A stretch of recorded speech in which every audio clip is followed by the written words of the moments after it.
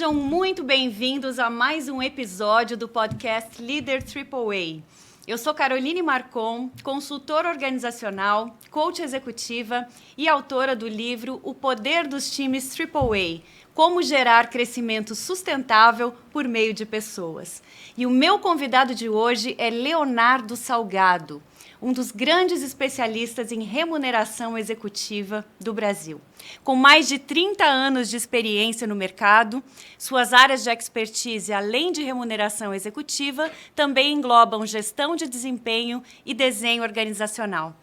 Antes de fundar a sua própria consultoria, a Catálises, Léo trabalhou por 18 anos na Korn Ferry Hay Group, onde liderou a prática de remuneração executiva por mais de 10 anos. Leonardo também foi executivo, trabalhando em grandes empresas como a Souza Cruz, a Interlig e o Banco Nacional. Léo, querido, seja muito bem-vindo. Que alegria ter você aqui conosco. Obrigado, Carol. A alegria é toda minha. É um prazer poder conversar com você, bater um papo com essa turma aí sobre remuneração. Vamos ver. E esse assunto, Léo, tem dado o que falar, né? Sempre dá o que falar, remuneração, mas eu te confesso que nesse momento eu estou sentindo de muitos clientes uma falta de perspectiva, no sentido da gente perceber que as fórmulas que a gente tinha, olhar para cases de sucesso, já não são mais suficientes para dar conta de tanta mudança e de tanta complexidade. Então, primeiro, Léo, eu queria que você nos ajudasse a entender um pouquinho o que está se passando nesse contexto de remuneração executiva. Quais as principais dicotomias que você tem visto hoje entre acionistas e executivos? Tá. Então, antes de responder essa pergunta, deixa eu explicar um pouquinho como é que a gente chegou até aqui, né? De todos os sistemas de RH, remuneração é o que menos evoluiu nos últimos 50 anos. Então, se você olha 50 anos atrás, a forma que a gente paga as pessoas é praticamente a mesma. É salário, benefícios, bônus e alguma coisa de longo prazo, né? Então, o que mudou nesses 50 anos? Mudou o que você parametriza. O que são as minhas premissas que eu quero colocar e o que eu estou incentivando e o que eu não estou incentivando. Então, deixou de ser apenas um número absoluto que eu tinha que atingir e passou a se englobar outras coisas e a gente entra nessa discussão. Eu tenho um discurso, quero que a empresa faça alguma coisa e a remuneração é a forma que se tangibiliza. Então, o pior cenário é eu ter um discurso indo para lá e a minha remuneração reconhece para cá. E o que leva a isso, né? Leva a diferença entre expectativa e ação. Então, é o que eu penso, gostaria, influenciado pelos meus valores, pelo mercado, pelo que eu vejo acontecer no mercado e o que eu estou disposto ou não a fazer. E essas duas coisas, quando elas não se falam, aí você fica com a sensação de que não está coerente e que não faz sentido. E pior é quando você nem percebe, né, Léo? Porque acontece muito do sistema de incentivos estar desalinhado, por exemplo, com a estratégia ou com a cultura, e ninguém se dá conta. E você tem estímulos contrários. Você não consegue registrar e medir, mas fica aquela sensação que tem alguma coisa que está legal. Está estranho. Na rádio, corredor, você isso não está legal, né? Exato. Então, o que a gente enxerga? A gente enxerga assim, existe um conflito entre capital e trabalho. Esse conflito é natural, a gente tem que viver com ele, mas a empresa tem que ter lucro e a empresa tem que garantir um grupo de pessoas engajado, motivado, alinhado, indo na mesma direção para chegar lá. Então, o que pega? Assim, o acionista quer que o executivo tenha um senso de dono, participe, tenha uma visão além do escopo do trabalho, mas, ao mesmo tempo, ele não dá liberdade, ele não deixa ele agir como um acionista, não pode tomar risco, ele é tratado como um empregado. Né? Então, eu quero que ele seja dono, mas eu dou todas as condições para ele trabalhar de um contratado com limite, bem controle. Aí eu quero experimentação, colaboração, inovação, mas não pode errar. Mas não pode errar, exato. Né? Eu quero que eles estejam comprometidos com a empresa aqui no longo prazo, mas o meu sistema de gestão deles é micro, é de curtíssimo prazo. Então, assim, como é que eu faço? Né? Então, se eu desenho de fato alguma coisa focada no que eu quero, é uma coisa. Agora, se eu quero tudo isso, mas desenho comparado com o que eu realmente pratico, aí não bate, não casa. Do outro lado, Os executivos querem autonomia, liberdade, poder explorar, mas não querem mas eu quero garantia. Exato, eu quero segurança. Eu quero segurança. Mas não é segurança de quero um emprego garantido, não quero ter nada, mas quanto mais risco você põe, eu quero ganhar muito. Ok, você desenha as coisas para ganhar muito. Mas se você ganhar muito e não atingir, vai ganhar nada. Não, nada eu não quero. Vamos lá, senta aí, peraí, não dá. Eu quero que o acionista invista, ponha dinheiro aqui dentro, crescer, mas não quero ser cobrado pelo ROI. Não, porque o retorno não é minha responsabilidade é só operar. Então, assim, como é que você pode querer investimento, mas não querer ser cobrado pelo retorno? Como é que você pode querer autonomia sem ter responsabilidade e as consequências daquilo quando não dá certo também? E quando dá certo, tem um ditado que a gente fala que assim, ninguém se incomoda em distribuir riqueza. Ninguém gosta de pagar por resultados ruins e por ter prejuízo. O que não é verdade. No fundo, muitos dos casos, assim, ok, conceitualmente, se a minha empresa triplicar de tamanho, o acionista ganhou 3 vezes mais, qual o problema do executivo ganhar 3 vezes mais? Mas tem um limite.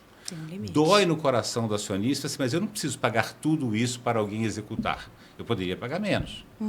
Aí volta para, então vamos ver o que o mercado está fazendo. Quais os parâmetros? Quais são os parâmetros? Me dá o bench, me dá ali. Então você começa a criar artifícios para tratar uma dor no fundo. Por que eu preciso pagar tudo isso? Não quero. Então, o mercado está só aqui. Então, eu quero um modelo que cresça, um modelo que seja de alta performance, mas, ao mesmo tempo, eu quero ter segurança também que não vou gastar mais do que o mercado pagaria por aquilo. Então, o mercado é importante. O mercado te dá orientação, te inspira. Fazer benchmarks te dá inspiração, mas tomar decisões em cima do que foi bom para os outros, normalmente é um péssimo negócio para quem toma. Porque aquelas decisões de sucesso foram construídas para empresas e fazendo sentido no contexto de negócio, de cultura daquela empresa. Aí tem algumas que são famosas. Eu quero o modelo Ambev.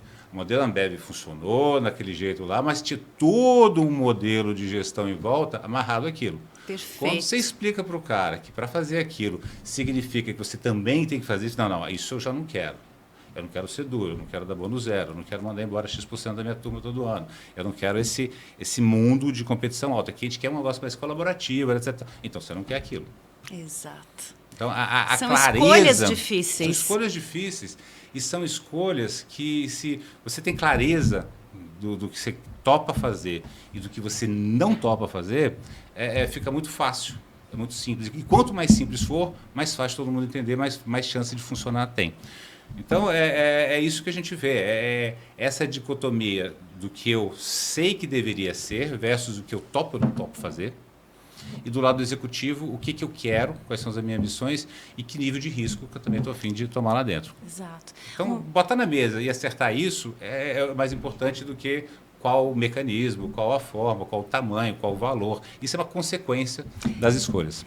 O que eu percebo que não se faz muito nas empresas é uma discussão mais aprofundada sobre remuneração, que é quase uma discussão filosófica mesmo, de premissas, o que a gente precisa mandar de mensagens para as pessoas em termos de valores, em termos de comportamentos, de cultura, quais as consequências dessas escolhas difíceis que a gente está fazendo agora. Então, quando a gente ouve executivo falando de remuneração, conselho falando de remuneração, eu percebo que as discussões são muito numéricas e pouco embasadas numa questão mais de causa-consequência, de como é que isso impacta o comportamento da empresa no longo prazo. As pessoas não têm paciência, primeiro, para fazer esse tipo de conversa, e depois não têm muito repertório também. Né? E como é que a gente ajuda, então? Porque é por isso que você vê tanta coisa aí que está desajustada hoje em dia. Eu não sei se você lembra da época que a gente trabalhou junto, mas tinha uma parte do nosso trabalho que não tinha nada a ver com a parte técnica, que era a parte de discussão e facilitação de grupos de sênior. Então, talvez o que mais me ajude, me ajuda hoje em dia a montar a parte técnica é ser capaz de facilitar essa discussão de um grupo bem sênior e eles botarem na mesa o que de fato dói, o que de fato eles topam e o que de fato eles não topam. Exato. E eles têm clareza sobre isso. Quando você chega a esse ponto, e isso é difícil porque A gente fala assim, vamos entrar aqui na mesa com uma página em branco. Ninguém entra na mesa com a página em branco. Todo mundo vende uma história de sucesso, de fracasso com o modelo A, com o modelo B. Então, ou você define a premissa daquela empresa, ou cada um vai trazer a premissa de história que ele carrega com ele das suas empresas anteriores. Então, é um processo que começa com essa discussão, tendo clareza. O que eu topo, o que eu não topo, é longo prazo, é curto prazo, eu quero pagar bem executivos, eu quero caras como meu sócio, quem que eu quero como meu sócio, por que eu quero olhar para esse cara daqui a 5 anos de olhar com orgulho que esse cara é meu, eu posso encher a boca para dizer que ele é meu sócio, ou você acabar fazendo como se faz hoje em dia. Empresas de tecnologia, empresas de startup, temos uma grande complexidade, um grande problema hoje. Aí eu falo, vou contratar um tech leader, não sei o quê, de uma área com nome específico e dei para ele 0,5% da minha empresa.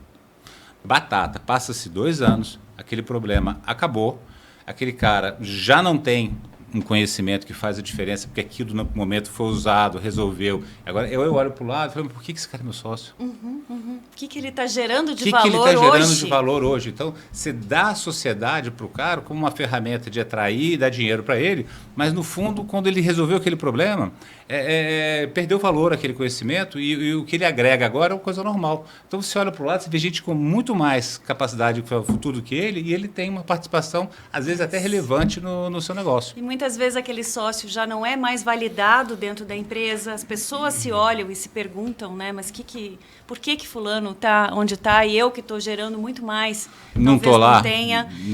Então, uma parte importante que está faltando, na minha visão, na maioria das empresas, é essa facilitação da discussão realmente mais estratégica de, uma vez que a gente manda essa mensagem por meio da remuneração, que é onde as pessoas mais entendem, né, Léo? Porque ela é concreta. A mensagem que impacta o seu bolso, todo mundo tem essa experiência concreta. Então, uma vez que isso não é bem negociado, muitas vezes, você acaba pagando muito mais caro lá na frente. E a remuneração tem essa característica, ela tangibiliza muita coisa. Então, às vezes, reflete como remuneração outras questões e outros problemas da empresa. Então, é muito comum. A empresa está indo mal, mas o bônus foi... Ou a empresa foi mal. Aí a primeira coisa que você investiga é, será que ele foi mal aqui porque os caras esticaram demais a corda 2 anos atrás para ganhar bônus alto? Aí começa a discutir se tem causa ou efeito e que comportamentos não sustentáveis de longo prazo eu estou gerando através do meu modelo de remuneração. Perfeito.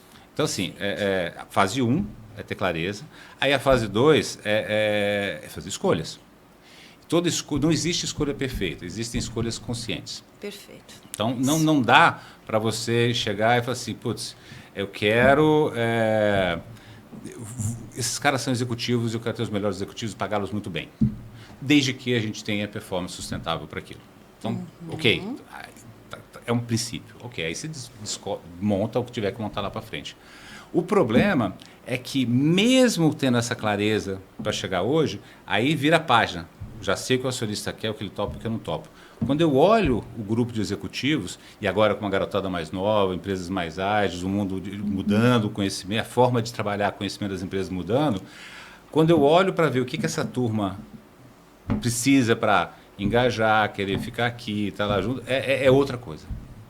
Então, assim, eu vejo pessoas jovens com potencial, que tem tudo para ir bem na empresa, e acho que eu estou fazendo o máximo, oferecendo para elas uma carreira, promoção, um longo prazo, um bônus diferente. E aí você vai ouvir o cara, isso para ele não é o legal. Isso que ele quer. É isso que ele quer. Exatamente. Isso é uma outra questão. Essa segunda parte, quer dizer, hoje a gente tem 3, 4 gerações diferentes trabalhando ao mesmo tempo, que têm valores e momentos de vida, expectativas e desejos e aspirações totalmente diferentes.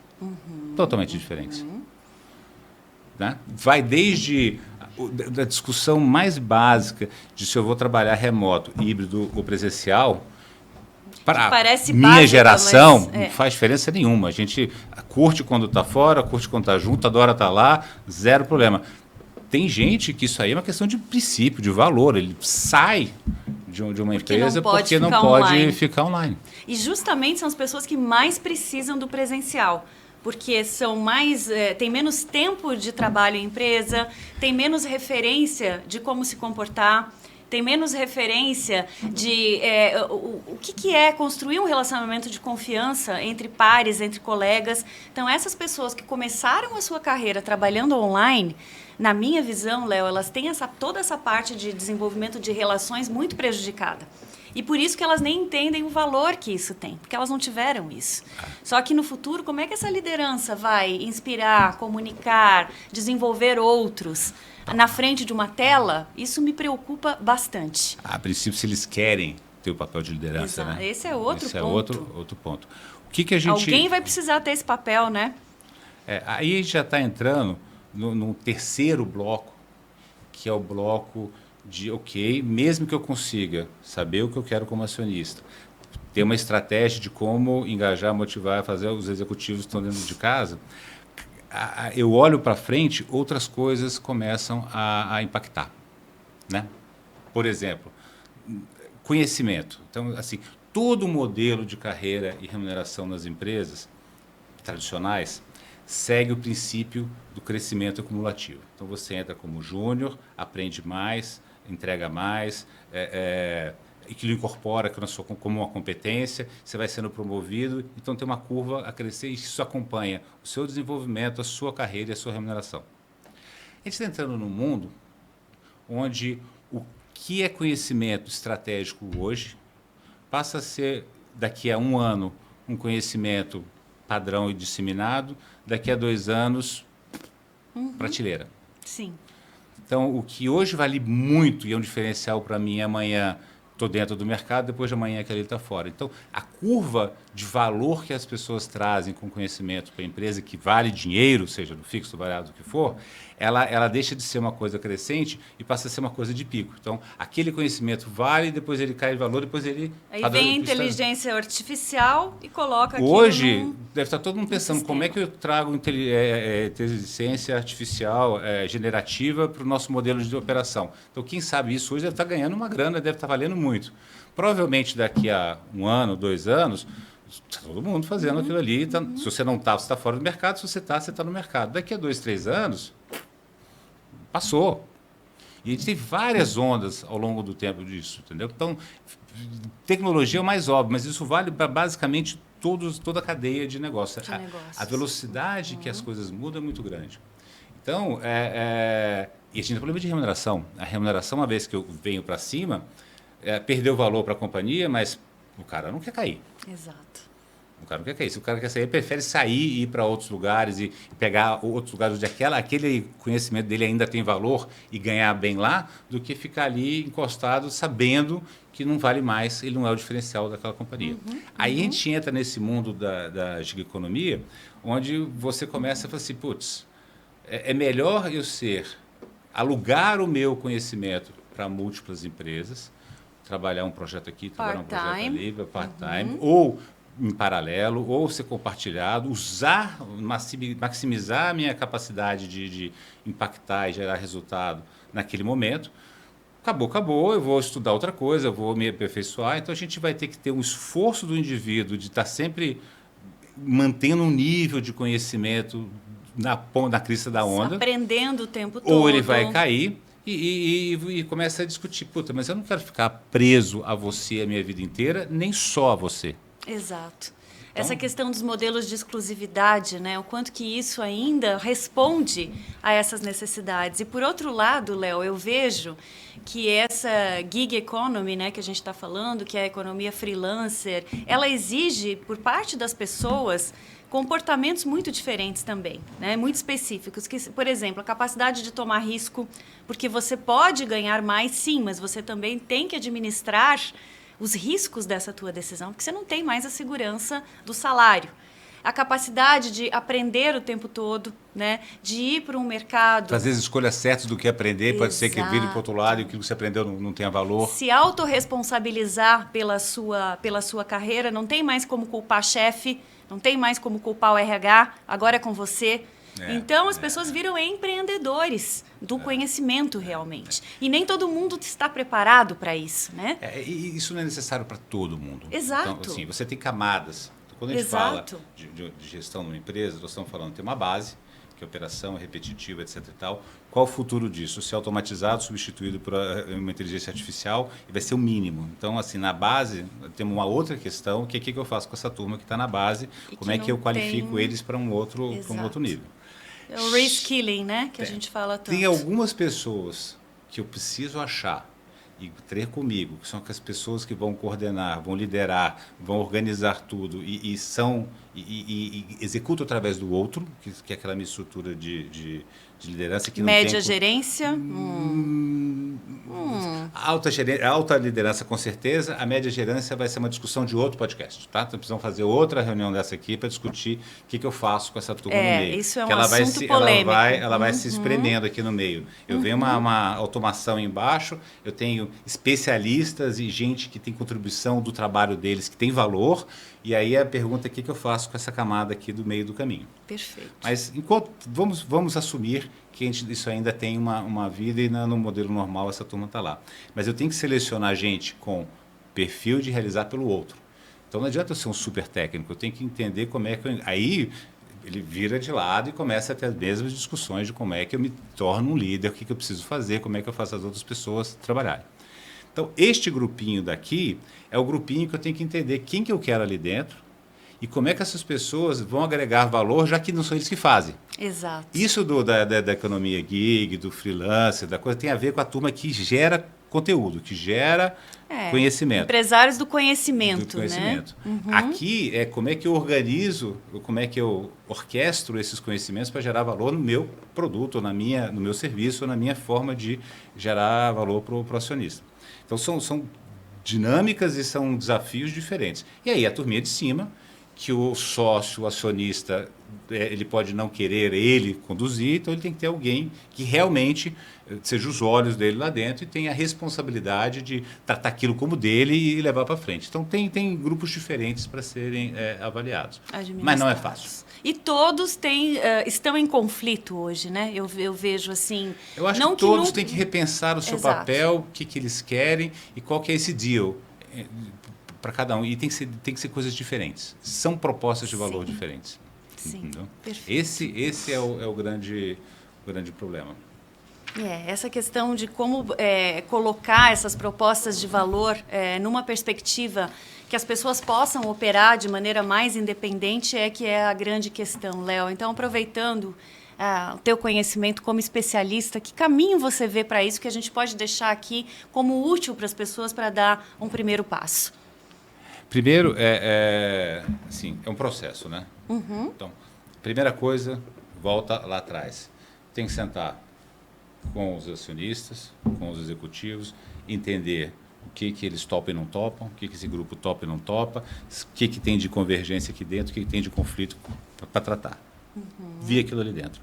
A partir daquilo ali, eu tenho que pegar tudo do meu modelo de gestão de pessoas e redesenhar. Então, com essa discussão aqui primeiro, eu crio o que a gente chama de filosofia de remuneração, que, na verdade, quando a gente faz isso, a gente chega à conclusão que não é uma filosofia de remuneração. Aquilo vale para carreira, para promoção, para desenvolvimento, para um monte de... Então, é a filosofia de gestão de pessoas daquela empresa. Tem aquilo ali dentro, eu falo assim, agora eu pego tudo que eu tenho, como que eu faço salário, como é que eu faço bônus, como é que eu dou benefício, como é que eu dou longo prazo, e avalio aquilo, que resposta aquilo gera, que comportamento aquilo gera frente a essas premissas, essa filosofia. Se aquilo ali está alinhado, ótimo, normalmente não está, porque se estiver alinhado, não existe problema, ninguém chama a gente lá para resolver isso. Então, basicamente, você vai descobrir que você quer um ambiente colaborativo, mas na hora de remunerar, não é. É individual. As metas são individuais, mesmo que eu faça metas, mesmo que eu faça metas compartilhadas, isso é possível, isso é comum, eu vou levar aquilo ali que eu combinei antes. Então, como é que é possível hoje, ou cada vez está mais difícil hoje, eu chegar em outubro, novembro de um ano e ter certeza de quais são os resultados ou quais são as ações que eu tenho que tomar até dezembro do outro ano para chegar num resultado, Se a coisa muda tão rápido e normalmente os ciclos de planejamento estão mudando mais rápido, será que ainda faz sentido eu focar no que eu combinei em novembro, dezembro do ano anterior e passar meu ano inteiro trabalhando aquilo e não levantar a cabeça para ver que eu posso gerar mais valor para o lado do que fazendo aquilo? Exato. E ao mesmo tempo, se eu mudo a cada 3, 4 meses, as pessoas ficam desorientadas, porque, puxa, está revendo a estratégia, né? A regra do jogo. A regra do jogo, ou combinou que eu ia fazer isso, mas agora cara, não é. Então, como é que a gente agora faz e fala assim, tá bom, como é que eu reconheço que o time gerou valor, como é que eu reconheço que a pessoa gerou valor, que isso tem a ver com 3 conceitos, né, que a gente tem que trabalhar na hora de discutir isso, que é o conceito de o que é justiça para a empresa, e justiça não é trabalhar todo mundo igual, é eu tratar os iguais de forma igual e eu tratar os diferentes de forma diferente. Perfeito. Aí eu venho para o outro questão da meritocracia. O que é mérito? O que eu reconheço como geração de valor nessa empresa? No indivíduo, no time, na corporação como um todo. Nem todo mundo reconhece a mesma coisa. O que eu posso combinar e que realmente vai reconhecer ou não mérito? E a terceira coisa que tangibiliza isso é o que significa diferenciação para mim. Então, se eu tenho o conceito de justiça, de meritocracia e o que calibra isso, que é o nível de diferenciação, aí o resto é trabalho técnico de remuneração que não vale a pena gastar tempo no podcast. Por quê? Eu vou dar exemplo assim, eu fiz trabalho já para extremos, tá? Banco de investimento, diferenciação, você chega lá para discutir com eles, cara, o meu melhor cara tem que ganhar 3 vezes mais do que o meu cara mediano. Não é que o pior cara não, o meu cara é mediano. E serão poucos e eu quero que tenha a mensagem todo mundo corra para ser o melhor. Ok. Tem uma filosofia clara. Mas aí, esquece colaboração, Exato. esquece um monte de coisa, Confiança. experimentação, blá, blá, blá, blá. Você cria suas alianças para chegar lá. Trabalho em equipe, exato. Né? Para chegar lá, mas cada um leva o seu pedacinho, mas funciona. Tá? O outro lado, eu já trabalhei com empresas super socialistas, que tinha certeza que diferenciar o melhor do mediano com mais 10%, mais 20%, era mais do que o suficiente. Estava claro que ele era muito melhor que o outro. Ele ganhou 10% a mais que o outro. Então, assim, isso bate no tipo de pessoa que você atrai e no tipo de comportamento que você tem. Exato. É mais fácil, quando eu diferencio menos, que o cara abra mão do dele para ajudar o outro, porque ele vai até ganhar um pouquinho menos que o outro, mas vai todo mundo ganhar lá. A gente tem tido experiências e discussões radicais de pegar pessoas muito sérias e falar, cara, você não tem mais bônus. Você está aqui para tocar um negócio, não é para você gastar seu tempo fazendo metinha do ano a ano. Deixa isso para a turma embaixo, as metas da empresa, você vai ter o seu salário e você vai ter algo lá na frente proporcional ao valor que a gente gerar. Isso é o bônus da história. Tem outras situações que a gente fala assim, cara, ó, este time de liderança, independente se eu sou o cara de operações, o cara de tecnologia, o cara de finanças ou o cara de RH, como esse time é o time que toma as decisões e assume o risco da companhia e é o time core, vai ser remunerado igual, mesmo que tenham impactos diferentes. Puta, mas é justo. Isso, o cara de operações, polêmica. O cara de operações que toca todo o negócio da empresa tem o mesmo trabalho do que o cara de RH? Não tem. Esse aqui tem um trabalho maior que esse aqui. Mas aí você diferencia do salário. O salário desse aqui vai ser o dobro do salário desse aqui. Mas na hora de falar assim, puta, o resultado da empresa foi alcançado, então vamos compartilhar, ou esse time está junto ou não está junto. Exato. Então se a gente fala assim, ó, está junto o peronomútil, ok, mas se é a ideia de colaborar junto, eu abro mão, se você estiver mal, eu vou lá, entro, você tira da mesa a questão de grana para fazer o melhor trabalho, funciona. Eu já vi funcionar. E por outro lado, eu até pondero quando você fala que, de maneira geral, o trabalho do RH é bem menor ou em termos de remuneração fixa, porque o grau de abstração que um RH estratégico tem que ter hoje para entender que tipo de talento eu preciso trazer para o futuro, dado que isso muda tanto. Estratégias de engajamento de tantas gerações diferentes, com expectativas diferentes. Como que eu faço uma transformação cultural, que é muito bonito no PowerPoint, mas na prática pouquíssimas empresas conseguem implementar. Ou com o nível de risco que eu estou disposto a assumir para suportar e para apoiar a dor que aquele meu colega que está cuidando da operação tem, e eu vou dar a resposta para ele, independente Exato. do que é a prática do mercado, do que o bench mais, assim, qual Saber é o nosso problema dizer e como os é que eu vou nãos. garantir que eu vou dar o suporte adequado, com sim, com não, né, para aquilo ali dentro, e todo mundo tá junto. Então Quando você for não, precisa, tudo bem, é não. Quando for sim, é exato, sim. você precisa de uma senioridade, Precisa. de uma experiência e de uma firmeza, né, na sua tomada de decisão, uma presença executiva muito impactante hoje para ser realmente um RH estratégico. É verdade, é verdade. E aí é fácil ver aonde isso está. Então, é muito claro, muito fácil de entender quando você está numa empresa, se aquele RH sabe te dar notícia do que acontece no negócio, ou se sabe te dar notícia do que acontece com as pessoas daquele negócio. E eu vejo que o RH estratégico ele tem que saber da notícia das pessoas e tem que saber da notícia do negócio. E como que essas pessoas, o que eu preciso fazer para que isso aqui seja usado, seja alavancado, seja reforçado para garantir que aquilo ali vai. Exato, exato. É uma leitura muito mais complexa Tem. de conexões. No passado, acho que já foi 10 pessoas, 90 pessoas, 10 negócios. Hoje eu acho que, na minha experiência, nós estamos ainda num 70-30, com boa vontade. Com boa vontade e precisando evoluir. Tanto que a maioria dos RHs que mais se destacam vieram de áreas de negócio. Né? Essa é outra pauta. Aí já é outra discussão.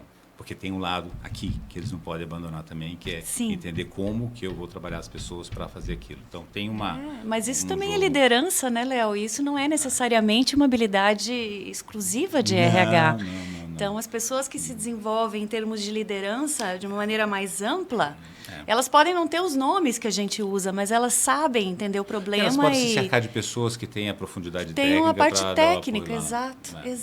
Isso não é problema.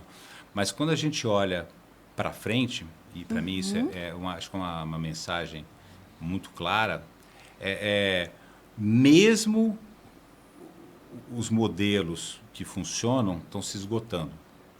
Então, daqui para frente, assim, se é verdade que o que nos trouxe daqui não levará para frente, em remuneração, em RH, não levará mesmo. Não levará mesmo. E essas questões de ter a coragem de desafiar as premissas e pensar em fazer coisas diferentes, e até diferentes do que o mercado vem fazendo, é importante. Tem experiências no mercado que dão certo. Então, ir lá ver o que funcionou, não funcionou, para se inspirar, é bom. Mas, assim, cuidado para copiar. Não copie. Vai entender aonde que eu quero. Adapte. Adapte, se inspire. Não precisa começar com página em branco do zero toda vez, vai lá, mas não abra mão de entender, cara, o meu negócio, na minha vida, que risco eu estou disposto a tomar ou não. Então, essa história que a gente falou mais tarde, mais tempo, sobre trabalho parcial, trabalho remoto, contratação por prazo determinado, entender que o que eu quero extrair daquele cara e o que eu estou disposto a pagar para ele de volta por aquilo naquele período, qual que é a responsabilidade dele no desenvolvimento, qual a responsabilidade da empresa no desenvolvimento ali dentro, isso tudo a gente tem que repensar. Tudo tem que repensar. Perfeito. Não, concordo 100%. Acho que é uma das áreas que talvez tenha maior potencial de evolução em termos aí de práticas, né? E inclusive de gerar resultados ainda melhores dentro de um ponto de vista de alta performance sustentável. A grande desculpa para não se tomar ação são os riscos legais, jurídicos, trabalhistas. Então, putz, como é que eu vou flexibilizar minha força de trabalho e qual que é o risco que eu corro disso? Isso é verdade. É claro que cada país tem uma visão diferente, tem um risco diferente, mas essa questão do que é legal, do que é permitido, de como é que eu estou expondo ou não a minha empresa ao risco, faz parte dessa equação. Então, o Brasil, nos últimos anos, teve algum grau de flexibilização da legislação trabalhista? Teve, mas tem risco. Então, assim, PJ, é outra discussão que vale outra coisa assim. Pejotização, vale ou não vale? Como é que eu reduzo esse custo de governo sem aumentar o meu risco? Para quem que eu posso fazer aquilo e para quem eu não posso fazer aquilo? O que eu tenho que entubar como custo, e é feio falar isso, mas é verdade. Eu tenho que aceitar aquilo porque eu tenho que me garantir que eu não estou expondo, não estou aumentando o meu risco de passivo trabalhista fora. Então, tem um lado chato, talvez por isso a remuneração é de mais devagar do que os outros temas, porque tem essa consequência, esse risco legal. Financeiro. E o que você tem visto na alta liderança em termos de recompensa não financeira? Isso funciona? Se funciona, quais são as alternativas? Na alta liderança? Isso. Eu vou usar alguns termos, algumas coisas que a gente aprendeu ao longo do tempo. Se eu sou novinho, o dinheiro agora importa pouco para mim. Eu estou saindo da faculdade, eu estou competindo com os colegas que formaram comigo, eu quero crescer mais rápido que eles. Então, a velocidade de crescimento, a velocidade de carreira, a velocidade de ascensão, seja através de uma série de ferramentas não financeiras, como desenvolvimento, pagou um curso fora, me botou no projeto X, o cara percebe aquilo com um valor muito grande. Na medida que você vai ganhando senioridade, e aí a brincadeira passa a ser como é que eu organizo para entregar resultado, o não financeiro começa a perder um pouco do encanto. Porque você limpa, parece que o fog cai e você fala assim, ok, me dá o meu dinheiro, está tudo certo. Então, quando você fala meu eu quero em dinheiro, não, o meu dá em dinheiro, tudo bem, tudo certinho. Pode botar quadra de ping-pong para a turma jogar, mas o meu me dá em dinheiro, está tudo certo. Então, à medida que você sobe, o espaço para você trabalhar de forma efetiva o não financeiro neste nível de ambiente, de benefícios, de investimento, cai. Cai muito. Cai porque ele já fez a pós-graduação, ele já fez aquilo ali dentro, já fez o MBA dele, já está num outro patamar, fala assim, tá. Já assumiu um padrão de vida já onde ele precisa do dinheiro para manter. Ou alto, se ele passou, né? desse aqui, ele já conseguiu o básico, agora ele já está pensando numa coisa diferente. Sim. Aí você pode começar a pensar em tempo. Isso que eu pensei. Tempo e bem-estar, no sentido de saúde, coisas que ajudem a você ter uma vida, um tempo de qualidade, né? Wellness mesmo. Como você vai usar o tempo, depende de cada um, né? Então, eu tenho clientes que, se ele tiver mais tempo, ele vai fazer outro negócio e vai continuar trabalhando Sim. em paralelo. Tem outros que querem tempo para estar com a família. Outros querem tempo para se reciclar e pensar na vida e ter um sabático, etc. Mas como ele vai usar, é uma escolha dele, não é a gente que vai dizer. Mas eu acho que talvez, se você perguntar hoje, de não financeiro, algo que tem valor, mesmo nível mais sênior, e que a gente tem que entender como é que a gente pode usar isso como parte dessa estratégia, para mim a resposta é tempo. Perfeito. Mais tempo. É o que as pessoas mais querem. Eu preciso dar para ele tempo. O que ele vai fazer com isso? Pode ir para a academia, pode fazer o que for. Tempo. Perfeito. E a gente tem que aprender, e isso é uma coisa que do dia a dia, que eu tenho que parar de ser prescritivo. Eu não tenho que dizer o que ele vai usar. Eu tenho que dizer o seguinte, cara, toma aqui, você faça o melhor uso disso que você quiser. Se quiser ficar deitado no sofá, fique. Mas o problema é seu, eu te dei a opção. Eu não posso dizer para você, eu estou te dando tempo para você estudar, estou te dando tempo para você cuidar da saúde, estou te dando tempo para você ficar com a família. Isso não faz sentido. Estamos lidando com adultos, né? Então nós temos que... Aliás, ponto assim, a grande mudança de chave em gestão de pessoas e em remuneração é que a gente tem que lidar isso na relação adulto e adulto. Não é pai e filho, não é filho, não é o salvador, aquela história toda, não é nada daquilo. É adulto com adulto. E adulto com adulto tem que ter a clareza, ter a transparência, dizer o sim, dizer o não, e por que sim, por que não, e não é pessoal. Exato. É uma relação de adultos. Então, quando a gente consegue ir para esse caminho, tende a funcionar bem. Perfeito. Tem uma coisa que, te ouvindo, Léo, me parece que eu consigo resumir em termos de novas habilidades, novos comportamentos, para esse executivo que está querendo melhorar cada vez mais a sua remuneração. Me parece que tem aí algumas coisas que saltam aos olhos, né? Primeiro é a capacidade de ser criativo, de se reinventar, de pensar em soluções novas para problemas novos também. Então, uma questão de criatividade, uma questão de tomada de risco, que tem um pouco a ver com coragem, de também fazer escolhas por você, porque adultos fazem escolhas e se responsabilizam por essas escolhas. Nem todo mundo age dessa maneira. Então, criatividade, uma certa coragem para a tomada de risco e um pensamento analítico, de entender as conexões, de talvez coisas que eu faço hoje, como é que elas vão impactar lá na frente. Como que você vê assim hoje para os executivos que querem realmente dar um up aí na sua remuneração? O que você valoriza mais? Tá, assim, eu sou consultor, tá? Então, Somos dois. Sou consultor, não dá a resposta clara, objetiva e direta. Depende, A gente dá os caminhos e cada um escolhe. Eu consigo enxergar 3 cenários. Primeiro é o seguinte, carreira no mundo corporativo, você tem 2 coisas. Uma cenourinha na frente que te move para cima e um fogo vindo por baixo que se você não sair do lugar, você vai.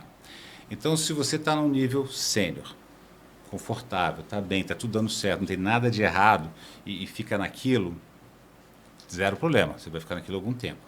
Mas a grande mensagem é, quanto mais alto você está, mais caro você fica. Ou você é capaz de gerar mais valor do que você custa, ou em algum momento eles vão tentar pegar alguém mais jovem, mais baixo, para ocupar aquele lugar num preço muito menor. Então, ficar parado significa que você vai aproveitar aquilo um tempo, mas saiba que virá uma geração ali para baixo que vai ocupar aquele espaço. Então, se você ficar parado, uma hora você vai sair do jogo. Então, esse é o primeiro passo. Então, eu tenho que me movimentar. Eu tenho que movimentar, eu posso fazer de 2 formas. Eu posso olhar o meu contexto organizacional, entender as relações, quais são os problemas que estão passando e como é que eu consigo abordar aquilo diferente. Aí vem a parte de como é que eu inovo, como é que eu faço diferente, como é que eu junto as pessoas, como é que eu demonstro que nós somos capazes de gerar mais resultado e vou agregando aquilo de forma contínua e vou seguindo a minha carreira. E aí você vai, demora um pouco mais, você tem que ter mais resiliência. Resiliência também é uma dessas características. Uma vez que você fez a escolha estratégica, não se desvie, foco e vai. E a outra coisa é ter uma visão assim, ok, pensar como um produto. Eu sou um produto. Então eu tenho que identificar por que eu valho dinheiro, né? O que eu agrego ali dentro?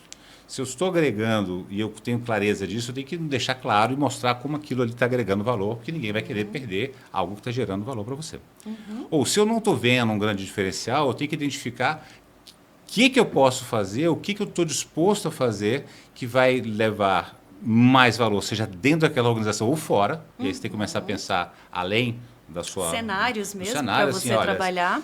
Eu acho que eu posso gerar valor, se a gente for por esse caminho, Blue Ocean lá dentro, essa organização me cabe com isso ou não me cabe, eu estou dentro dessa organização ou não. Então, quando eu falo assim, eu quero aumentar a minha remuneração, eu tenho que ter uma escolha de o que eu acho que é a minha proposta de valor para o mercado, seja na minha organização, seja fora. Quando eu tenho isso claro e eu tenho isso estruturado, aí eu posso, gente, vamos seguir por esse caminho? E aí eu falo assim, olha, mas isso aqui é um valor diferente, é um preço diferente, vamos para uma jogada diferente. Não tem espaço aqui dentro? Aí eu tenho que pensar, o que eu quero? Paro aqui, ou vou pegar isso que eu bolei e levo para fora. Então, e vou empreender a minha carreira. Ou empreender, ou alugar o meu corpício para outro, que vai ter o financiamento, vai ter o risco. E essa história de empreender tem um pouco a ver com a capacidade ou o desejo da pessoa tomar este risco. Exato. Ter a disciplina da liberdade. Exato. Né? Então, algumas pessoas não querem. Então, ok, então eu vejo alugar meu trabalho aqui, vou alugar em outro lugar, que entenda a minha proposta de valor e que aceite aquilo.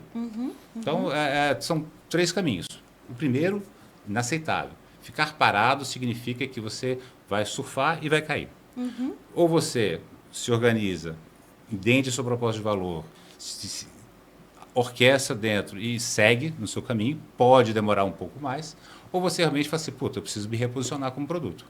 Eu preciso ter mais margem de contribuição, eu preciso alavancar geração de resultado exponencial, não exponencial, qual que é essa ruptura? E aí eu posso escolher dentro ou fora, empreendendo ou oferecendo serviço para outro.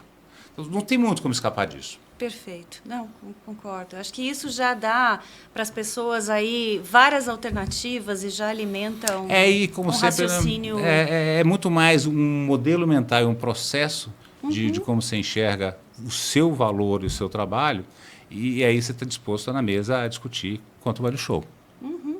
E ter também essa coragem de levar isso para a mesa, né? Porque eu ainda vejo pessoas no nível sênior que estão esperando que isso venha. Isso não vem, gente. Não. Se você não provocar essas conversas e estiver muito seguro do valor que você gera, não vem. E são conversas difíceis, porque você pode chegar e eu também ouvi na feira assim, tudo bem, mas não nos interessa. não vejo esse valor Sim, que você está vendo aí dentro. Pelo menos você tem clareza e aí você pode buscar isso em outro lugar. De outra forma, de outra forma. Ou outra coisa. Ou entendeu? aprenda com o feedback e se torne interessante para aquela oportunidade. Eu acho que se você perguntar onde que eu investiria como executivo sênior, além da parte analítica, nessa capacidade de ser claro e comunicar, não é pessoal, mas assim, de ser adulto na relação com a empresa e com os meus pares e com as pessoas e como fazer a relação de trabalho de uma forma mais madura e adulta. Perfeito. Porque aí te dá clareza, te dá objetividade, tira a agenda oculta da mesa e você vai. Mas tem que ter coragem. Tem que ter coragem. E tem que ter confiança do outro lado. E segurança de que você está realmente gerando um valor proporcional àquilo que você está propondo, né? Tenha uma contrapartida. Agora, o que eu ganho? Exato. Aí você tem o direito de desafiar o quanto você ganha. Você tem que conquistar o direito. Você tem que conquistar o direito. De estar nessa mesa de negociação, né? Exatamente. É isso que as pessoas dessas gerações, as pessoas mais novas, né, muitas vezes não têm tanta clareza. Não, eles têm clareza que eles querem, mas eles não têm clareza do what's the deal. Os quereres são claros, os deveres... O que eu vou entregar Exato. para fazer aquilo? Aí volta aquela dicotomia lá do começo, do lado do cara. Eu quero colaboração, eu quero experiência, eu quero reconhecimento, eu quero tudo, mas eu não quero sangrar. Eu não quero... Estou dizendo que você precisa sangrar, mas eu não quero ver o lado negativo da história. O esforço necessário. Assumir o risco de não dar certo. Exato. Léo, a gente está se encaminhando para o fim, mas antes de encerrar... Eu bati tanto nessa mesa, eu já tomei tanto aviso ali de que eu estou atrapalhando a gravação. Então, gente, se tiver algum problema de som no fundo, a culpa é minha, porque eu soquei a mesa aqui mais do que eu podia. Não, mas tudo bem. Acho que a gente consegue compensar com o... Eles têm que trabalhar. Com o áudio, né? Deixa eu te falar, te fazer uma última pergunta que eu acho que é muito útil para quem nos ouve.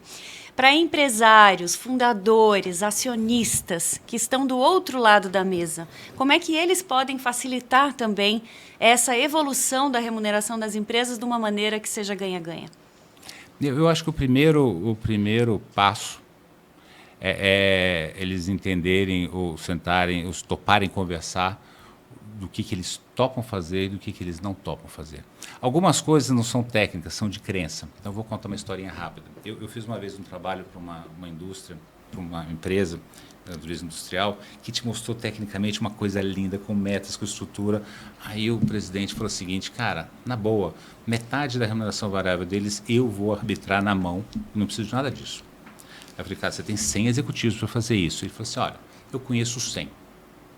Eu garanto que eu sei que cada um fez de bem e fez de mal, então não preciso de métricas. Eles vão trabalhar o que tiverem que trabalhar. No final do ano, eles me confiam em mim, eu sei que eu vou fazer aquilo.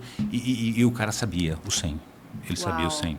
Ele conhecia o 100, ele sabia dizer o que esse título fez de bem, fez de mal, quais eram as características pessoais. O cara era perfeito. O cara era fora da curva. Beleza. Então ele falou assim, ok, entendemos, segue o jogo, porque é a crença dele. Eu conheço os meus caras, eu quero fazer isso. Passa-se 1 ano e meio. Ele tem um problema um acidente, não sei se foi um AVC ou foi alguma coisa, precisou sair do comando da empresa. Ele sabia tudo, mas juntou 2, 3 para ocupar o lugar dele, ninguém sabia nada. Então, assim, tem 2 coisas importantes para esses fundadores e acionistas. Eles têm que entender que à medida que o negócio deles cresce, eles não conhecem mais, não têm visibilidade mais de todo mundo que eles teriam. Então, diferente de uma empresa de 50 pessoas, conheço todo mundo. Uma empresa de 100, eu conheço, se eu for muito bom, eu conheço todo mundo, se eu não for muito bom, eu conheço algumas. Mas, à medida que eu escalo o meu negócio, isso fica impossível. Então, entendam que não dá para você se replicar e que todo mundo siga exatamente o seu modelo. Então, crie o jeitão, o DNA da sua empresa. Transfira esse jeitão. Traga a gente para viver com você, para eles aprenderem com você o que é aquela cultura, quais são as coisas, quais são os valores que a gente vive ou não vive. Confia, porque sem confiança não adianta você deixar para o cara depois ir lá saber se ele está fazendo direitinho como você faria. Ele não fará como você faria, mas se você conseguir trabalhar que eles tenham os princípios, os valores alinhados ali dentro, e esse é o grande esforço, comunicar, trazer perto, para que essa próxima camada esteja amarrada na cultura, nos valores, no que vocês acreditam, e confie e solta. E solta que se você não formar, se você não der espaço, não tiver erros, não tiver coisa, não tiver de formar uma camada ali embaixo, ou vai ficar um lixo, porque você vai morrer. Você imagina, eu tinha 50, tenho 100, tenho 500, tenho 1000, é impossível. E aí você vai degradar para deixar de ser a empresa que tem os diferenciais que você criou. Perfeito. Então, acionista, cuide de você, cuide da turma em volta, traga para perto, ensine, viva com eles, mas delega e vai soltando e vai deixando a turma arriscar. Arriscar significa que dentro de um limite você pode errar. E vão aprender e não tem penalidade para aquilo, faz parte do aprendizado. Então, vai construindo. Eu acho que é o caminho que essa turma pode ter. Excelente. Léo, muito obrigada. Que gostoso conversar com você e a gente também atualizar essas ideias. Já fizemos muitos projetos juntos. Nossa. E muitos. Isso eu nem conto, hein, gente? Tem tantas coisas que a gente já fez. Tantas coisas, né, Léo? E é muito bom, a gente sempre aprende junto. Então, te agradeço de coração por estar aqui conosco, pelo seu tempo, seu precioso tempo, e estar aqui conosco. Espero que vocês também tenham aprendido e muito obrigada por terem ficado até aqui. Até o próximo episódio.